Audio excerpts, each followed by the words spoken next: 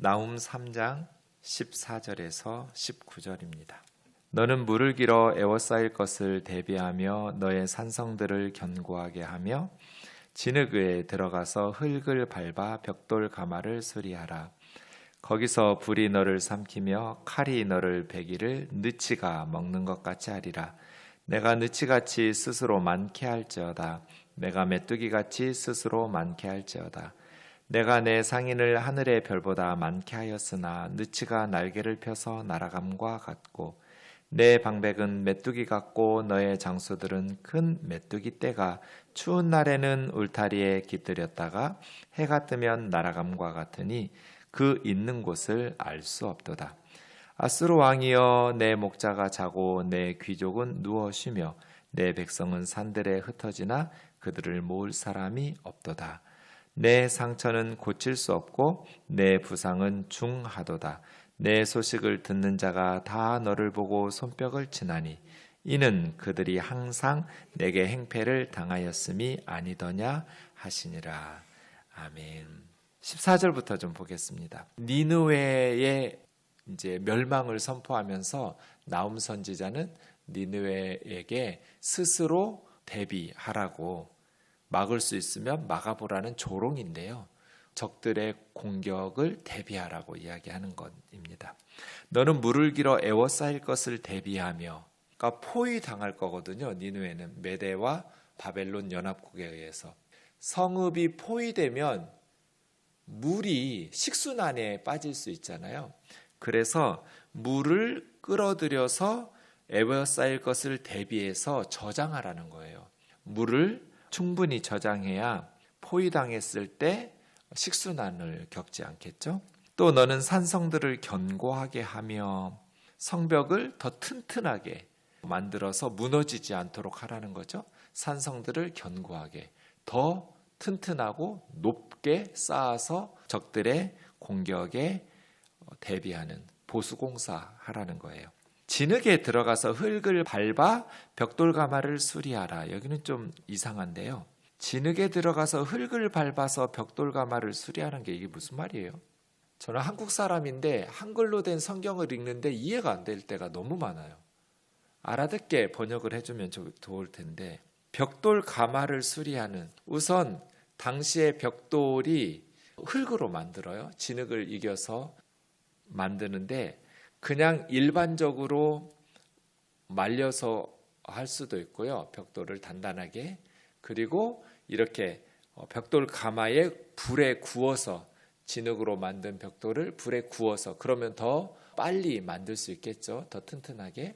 이렇게 만들 수도 있는데 여기는 지금 벽돌 가마를 수리해서, 수리한다고 번역한 게 하자크인데요. 이게 강하게 하다, 튼튼하게 하다, 이런 뜻이니까 벽돌 가마를, 사실은 벽돌 가마라고 해도 좋고요. 이게 구약 성경에 3번 나온 단어인데 다른 본문들은 그냥 벽돌 만드는 것 이렇게 번역하기도 했어요.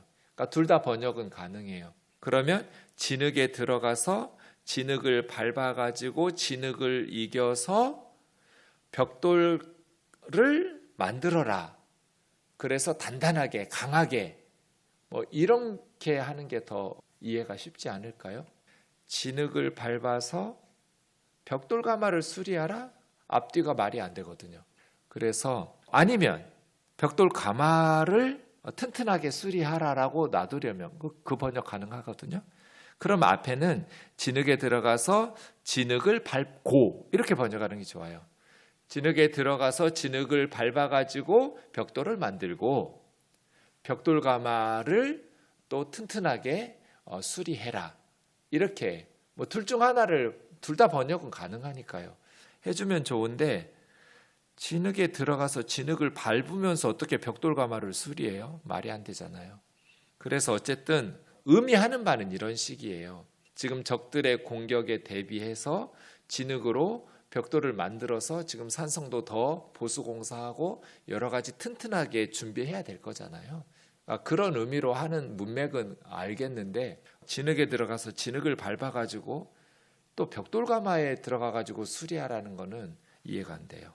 어쨌든 문맥상은 진흙을 이겨서 불에 구워서 벽돌을 만들어야 되니까 그런 벽돌 가마를 수리하라는 것인지, 아니면 진흙을 이겨가지고 그렇게 벽돌들을 만들고 그렇게 벽돌을 만들어서 단단하게 하라는 것인지, 뭐 그런 의미겠죠. 어쨌든 14절 말씀은 적들의 공격을 대비하게 철저히 준비하라는 거예요. 근데 15절, 거기서 불이 너를 삼키며 칼이 너 배기를 느치가 먹는 것 같이 하리라. 만반의 준비를 했단 말이에요. 니느웨에서 물도 끌어다가 저장해 놓고 성벽도 튼튼하게 견고하게 무너지지 않도록 보수공사했고, 또 진흙을 이겨가지고 벽돌을 구워서 만들어 놓고 대비책을 만들었음에도 불구하고 만반의 준비를 했지만 불이 너를 삼킬 것이다. 소돔과 고모라처럼 말이에요. 칼이 너를 베기를 느치, 메뚜기라고도 나오고 느치라고도 해서 두 단어가 나오는데, 어쨌든 메뚜기과예요.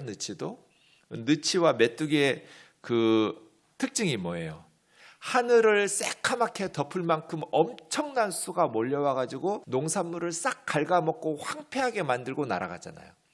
느치도 메뚜기 때도. 칼이 너 베기를 느치가 먹는 것 같이 하겠다는 건 뭐예요? 엄청난 적군이 몰려와서 메뚜기 때처럼 너희를 완전히 다 갉아먹고 황폐하게 폐허로 만들고 떠날 것이다. 이런 의미예요. 그러니까 14절처럼 너희가 그렇게 철두철미하게 만반의 준비를 하고 대비해도 너희는 황폐하게 멸망할 것이다. 너희는 느치같이 스스로 많게 할지어다. 내가 메뚜기같이 스스로 많게 할지어다. 그래도 너희는 망한다. 그래서예요. 하나님께서 시작하시면 막을 자가 없어요. 아무리 만반의 준비를 해도 하나님께서 벌 내리시기로 작정하시고 시작하시면 막을 세력이 없어요. 그래서요, 늦기 전에 회개해야 망하지 않을 수 있어요. 우리 신앙생활도 그렇고 인생도 그렇고 타이밍이 너무 중요해요. 하나님께서 오래 참으세요. 제가 요즘 요나서 읽고 나훔서 읽고 또 그런 일들과 관련해서 최근에 좀 책들을 읽고 있거든요. 러시아가 우크라이나를 침공하면서 성경을 다시 구약에서부터 신약까지 찬찬히 보면서 인간들의 폭력, 인간들의 죄악에 대한 하나님의 반응이 어떤 식으로 성경이 말씀하고 계시는지를 계속해서 공부하면서 다시 한번 더 놀라고 깨달은 것은, 하나님께서 정말 오래 참으시는구나. 하나님께서는 감정적으로 보복하시면서 그렇게 사람들을 대하지 않으시는구나. 왜? 하나님은 사람들을 멸망하는 걸 원치 않으시니까. 그래서 하나님께서 오래 참고 기다리시는 이유가 뭐겠어요? 회개하라는 거잖아요. 그래서 하나님의 심판을 받지 말라는 거잖아요. 니느웨 사람들처럼. 그런데 회개를 안 해요.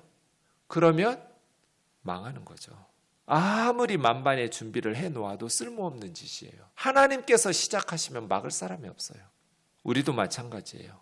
한국 교회도 그렇고 우면동 교회도 그렇고 우리 개인과 가정의 상황도 마찬가지예요. 하나님께서 오래 참으세요. 그런데 영원히 참지는 않으세요. 그래서 빨리 늦기 전에 회개하고 하나님께로 돌아와야 돼요. 그래야 하나님께서 용서하시고 복을 주시죠. 메뚜기 이야기를 계속하겠습니다. 16절입니다. 너희 상인들은 하늘의 별보다도 많게 하였으나 느치가 날개를 펴서 날아감과 같고 너희 방백은 메뚜기 같고 너희 장수들은 큰 메뚜기 떼가 추운 날에는 울타리에 깃들였다가 해가 뜨면 날아감과 같으니 그 있는 곳을 알 수 없도다. 우선 상인들, 무역상들이에요. 니느웨는 티그리스 강 유역이었다고 그랬잖아요. 해상 무역의 중심지예요. 그리고 육로로도 교통의 요지예요. 그래서 모든 물건이 당시에는 니느웨가 가장 많이, 무역상들이 어디서 장사해서 돈 벌겠어요? 니느웨죠. 그러니 하늘의 별보다도 상인들이 많았어요. 니느웨에. 서울 하늘 말고요. 별들을 셀 수 없는 시골, 맑은 공기가 있는 별들을 셀 수가 없을 만큼 많잖아요. 저는 어릴 때 저희 집에 그 다락방이 있었는데 2층 구조였거든요. 2층으로 올라가는 중간층이 있었어요. 1층에서 2층으로 올라가는 중간층에 다락처럼 있었는데 창문이 하나 있었어요. 거기서 제가 누워서 자기를 좋아했는데, 왜냐하면 별이 보였거든요. 너무나 별들이 많은 거예요. 별을 세요.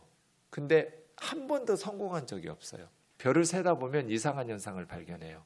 분명히 아까 셀 때는 없었던 별이 그 다음 보면 또 새로 나타나요. 셀 수 없는 별들. 상인들이 니느웨에 하늘의 별을 셀 수 없이 많았던 것처럼 그렇게 무역상들이 많았어요. 왜? 돈을 잘 버니까, 니느웨에 오면. 그런데 느치가 날개를 펴서 날아간 것 같다. 이건 뭐예요? 이제 더 이상 먹을 것이 없으니까 무역상들이 다 사라져버린 거예요. 메뚜기 떼가 사라지는 것처럼. 17절의 방백들은 관료들이죠. 행정관료들. 메뚜기 같고, 장수들은 군대 장교들이죠.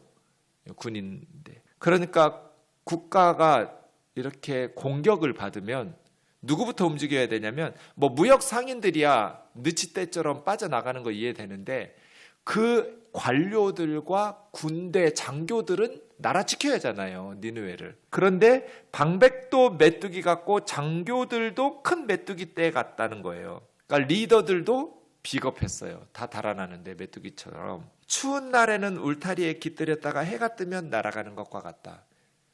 날이 추울 때는 이 울타리에 담장에 따닥따닥따닥 아주 메뚜기 떼가 꽉 달라붙어 있죠. 새카맣게. 그러다가 해가 뜨면 그냥 담장에서 버리고 다 날아가 버리죠. 더 이상 그 담장이 필요가 없게 되면, 울타리가 필요가 없게 되면 달아나 버려요. 메뚜기 떼처럼. 행정 관료들도, 그리고 군대 장교들도 필요할 때는 니느웨에 붙어가지고 따닥따닥따닥 달라붙어 있다가 해가 뜨면 이제는 메뚜기 떼처럼 날아가 버리는, 공격을 받으니까. 그래서요, 다 사라져 버리는데, 어떤 공동체든 목숨 걸고 지킬 만한 자부심을 백성들에게 주어야 돼요. 관료들에게, 그리고 군대 장교들에게 니느웨라는 나라는, 무역 상인들은 말할 것도 없고요, 자기들이 목숨 걸고 지키고 싶은 자부심을 주는 나라가 아니었어요. 있으나 마나 이런 나라 없어도 상관없는 무가치한 나라였어요. 무역상들이나 관료들이나 또 군대 장교들에게 니느웨라는, 아수르라는 제국은 그냥 이익을 위해서 모였다가 이익이 사라지면, 쓸모 없어지면 헌신짝같이 버리고 달아나는 이익 집단인 거예요. 어떤 정당이나 단체가 자부심을 주는 그 공동체원들에게, 그런 공동체가 아니면 오히려 그 공동체가 수치스러우면, 너무나 천박하고 너무나 악하고 그냥 뜯어먹을 것이 있을 때 자기들의 이익을 위해서 모이면, 그 정당이 위기에 처할 때 누가 지켜요? 쓸모 없어지면 추울 때는 울타리에 달라붙어 있다가 해가 뜨면 다 날아가 버리는 메뚜기 떼같이 메뚜기 떼들만 모이는 거죠. 이익 집단이 되면 안 되죠. 뭔가 비전 집단이어야 되고 이념이 있어야 되고 하나님이 주신 사명을 이루겠다는 것들을 가지고 모여서 정말 그 일들을 한 걸음 한 걸음 일구어 가는 공동체가 되어야지, 말씀 공동체가 되어야 되고 신앙 공동체가 되어야 되고 가치를 중시하면서 그것을 추구하는 공동체. 그럴 때 우리 교회는 절대로 없어지면 안 돼, 우리나라는 절대로, 우리 회사는 망하면 안 돼 하는 그런 공동체원들이 목숨 걸고 지킬 만한 자부심을 줄 수 있는 집단이었어야죠. 니느웨라는 나라는 빠져나갈 궁리만 하고 위기에 처하니까, 여러분을 끝까지 남아서 지켜줄 사람이 몇 명이나 될까요? 끝까지 남아서 나를 지켜줄 사람들이 있을까? 끝까지 남아서 우리 교회를 지켜줄 사람들이 있을까? 끝까지 남아서 우리 회사를 지켜줄 사람들이 있을까? 그러려면 평소에 우리가 어떻게 살아야겠는지 말씀을 통해서 답이 나오죠. 마지막 18절 19절이요. 아수르 왕이여, 네, 왕들이 통치 잘못한 거예요.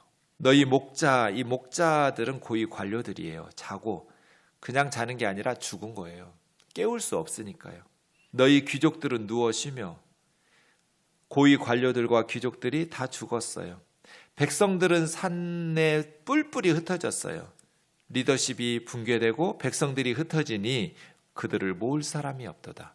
다 죽어서 깨울 수 없는 잠을 자고 있으니 백성들이 흩어져도 다시 모아서 국가를 재건하고 회복할 수 있는 것이 불가능해진 상황이잖아요.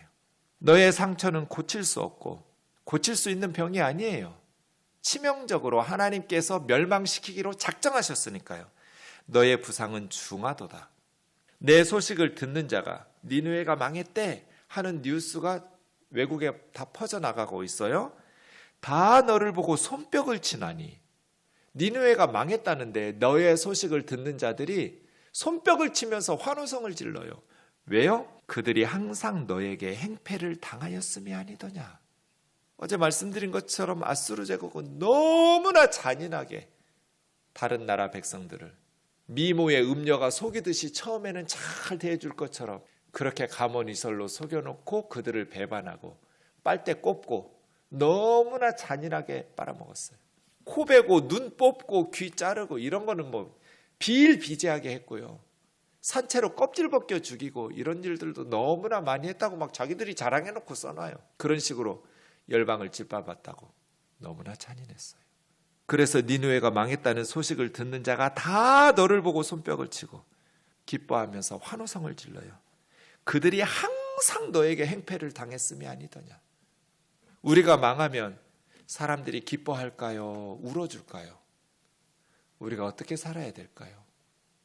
나훔서는 요나서 다음에 묵상하면서 한때 그렇게 전국적인 회개를 했는데 그것이 120, 30년 후에는 다시 과거로 돌아가 버리면서 우리가 사사기에서 계속 반복해서 경험했잖아요.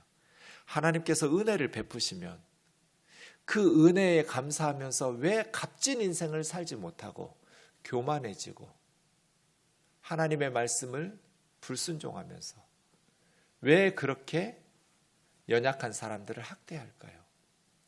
그러니 우리가 망했다고 해도 울어줄 사람이 없이 오히려 조롱하고 기뻐하면서 손뼉을 치는 우면동으로 올 때 저는 다른 걱정은 하나도 없었어요. 딱 한 가지만 마음이 무거웠어요. 전 주책주의자잖아요. 주님이 책임지실 테니까. 다른 걱정은 해본 적이 없는데 딱 한 가지 제가 무슨 걱정했을까요? 4년 전에. 양재동 걱정했어요. 양재동 어떡하지? 양재동 사람들 어떡하지? 나훔서 준비하면서 나 혼자 걱정했나? 이런 생각 들었어요. 쓸데없는 걱정? 왜냐하면 양재동 사람들이 띵돌교회가 떠나는 것이 박수치면서 환호성 치며 아우 속이 후련하다. 아주 좋다. 이랬을까? 아니면 그 목사님 그 교회 참 좋은 교회였는데 안타깝다. 좀 아쉽다. 잘 돼서 가니까 좋긴 한데 좀 섭섭하고 아쉽네. 이런 마음이 들었을까? 양재동의 사람들은 내가 떠나는 것을 슬퍼했을까? 기뻐했을까? 그런 생각 나오면서 하면서 들었어요. 여러분 어떠세요? 여러분이 떠나는 것을 다른 사람들이 듣고 손뼉을 치면서 기뻐할까요? 아니면 슬퍼하면서 마음 아파할까요? 그 사람은 더 오래 좀 살았으면 좋았을 텐데. 이런 분들 있잖아요. 그 목사님 왜 이렇게 빨리 데려가시는 거야? 정말 좋은 분이셨는데 너무 빨리 천국에 데려가셨어. 이렇게 아까운 목사님이 있고 왜 그 사람 안 데려가시지? 하나님 좀 빨리 데려가면 좋겠는데 이런 목사님 있잖아요. 그런 인생을 아깝다 하는 인생을 살아야지. 사람들이 왜 저렇게 오래 살아? 하는 인생을 산다면 니느웨하고 우리하고 다른 게 뭐가 있겠어요? 우리 우면동 교회가 또 저와 여러분의 삶이 하나님 앞에서 사람들을 소중히 여겨서 함부로 대하지 않아서 그 사람들이 우리를 끝까지 남아서 지켜주고 싶은 그러한 값진 삶 살기를 주의 이름으로 축원합니다. 기도하겠습니다. 주님, 그렇습니다. 하나님께서 시작하시면 막을 자가 없습니다. 그 어떤 세력이 만반의 준비를 갖춘다 할지라도 반드시 메뚜기 떼가 와서 황폐하게 하고 다 먹어치우고 달아나는 것처럼 남는 것이 없을 겁니다. 평생 남에게 피눈물을 쏟게 하면서 인색하고 잔인하게 자린고비처럼 살다가 베풀 줄도 모르고 무정하고 무자비하게 살다가 하나님께서 우리의 대적이 되어 심판하시기 전에 주님 말씀 순종하면서 겸손하게 하나님 기뻐하시는, 그리고 많은 사람들이 지켜주고 싶은, 떠남을 아쉬워하고 안타까워할 수 있는 그러한 그리스도인으로 살게 하여 주옵소서. 우리 우면동 교회가 이 지역과 이 땅의 사람들에게 값진 교회, 우리 교우들이 끝까지 남아서 지키고 싶은, 목숨을 바쳐서 살려내고 싶은 교회 될 수 있도록 주님, 우리 리더들이 먼저 헌신하고 희생하고 말로만 교회 사랑한다 하지 말고 몸으로 실천하면서 교회를 사랑하는 그러한 리더들 되게 하시고 온 교우들이 그러한 교회로 세워가게 도와주옵소서. 예수님의 이름으로 기도하옵나이다. 아멘.